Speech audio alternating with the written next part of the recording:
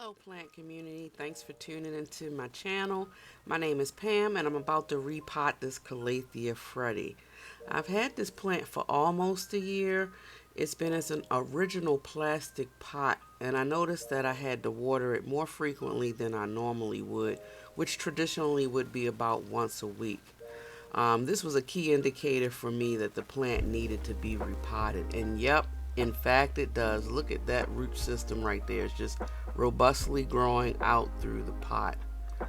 And so right now I'm just pretty much trying to break it up, and I'm hoping that I'll be able to get that plant out of that pot without actually damaging the roots or possibly having to just cut the pot in general. So we'll see. But let's talk a little bit about the prayer plant family in general. While prayer plants are known for being drama queens, the ones that I have in my collection has been a little more easier going and more forgiving if you miss a watering. One of the things that I like about the Calathea Freddy is that it's very communicative when it needs a good drink. If you take a look at the photo, notice how the leaves are curling up. Once you see your plant looking like this, give it a drink immediately. Always use your moisture meter to be sure. While curling of the leaves is an indicator that the plant needs water, you must keep in mind that it can also be an indicator of pests, especially if the leaves are curled but the soil is moist. So when this occurs, take a look at the undersides of the leaves and check the stem. Knock on wood though, I haven't experienced any pests with this Calathea thus far.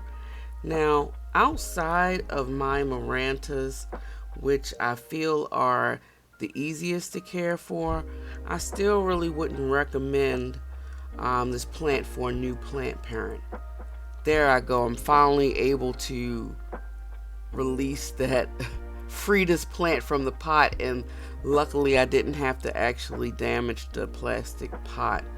But it is taking a little long time because, whoa, take a look at that, you guys. You see the little rhizomes connected to the root there, so it was very root bound, a little bit more root bound than I expected, but I knew something was going on because I had to water it so much. So I'm just basically just going to repot it back into the cash pole that I had, because it already has a drainage hole and it is a glazed pot. And as you can see, I'm using one of those sheer covers just to cover the hole so that the soil won't really go through tremendously when I water the plant. And I also have just my regular potting soil mixed with some perlite, and I have a lot of orchid bark because I still do want a lot of drainage in it, specifically because I am potting it up into a glazed pot. But anyway, let's just get back to that. So as I was making a mention, I still wouldn't recommend this plant for a new plant parent. But if you are one that have some plants and you want to dip your toes into the moisture loving plants, then I recommend giving it a go. Now the other plants that I have in my collection of prayer plants is my Calathea burrow marks, the rattlesnake, and my Maciana.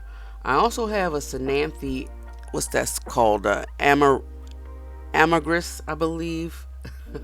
I hope I'm pronouncing the name right. And I also have just the burrow marksii.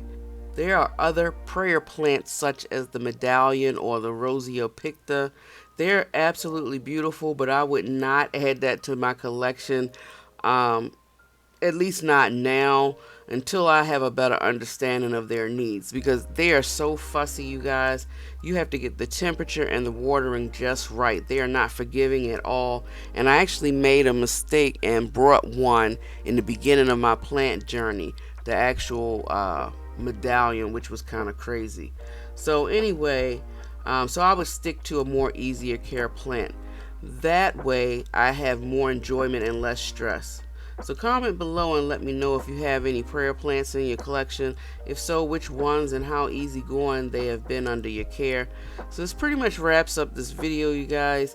I'm going to go ahead and give my plant a good drink and let it settle in its new home.